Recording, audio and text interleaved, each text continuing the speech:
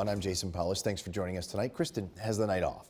As Suny Oneonta students begin to leave campus and move back home to continue their learning for the rest of the semester virtually, it may be a virtual nightmare for local small businesses as they rely so much on students to keep them afloat.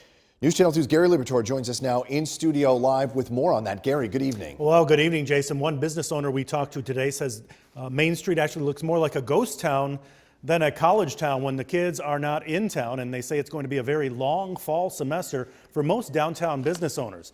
Now, all students who are tested and come back with a negative test are expected to be off campus and back home by Monday when virtual classes will resume. All classes were canceled today so that students can digest what's happened and prepare to move home. As far as business owners, well, they may be the saddest of all to see the kids leave.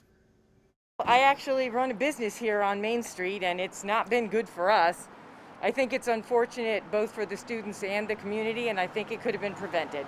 Now that we had all the college kids going home, there's going to be a lot of local restaurants that aren't going to have employees, things like that. So it's going to affect everything across the board. We live in a day and age where everybody wants to cast blame for everything that happens, and which is natural. You want to find the root of the problem and deal with it.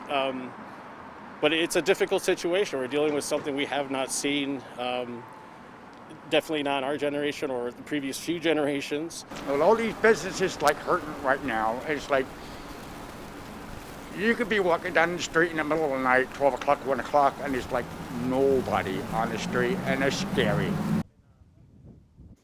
Now, the latest numbers show there are now 518 COVID cases, and all of those are students. The school announced today so far none of the 208 staff members have tested positive. Also, any students that are already under quarantine will remain under quarantine at the school for 14 days. No students who have tested positive will be allowed to return to their hometowns until they test negative. Reporting live in the studio, Gary Liberatore, News Channel 2. Jason? Gary,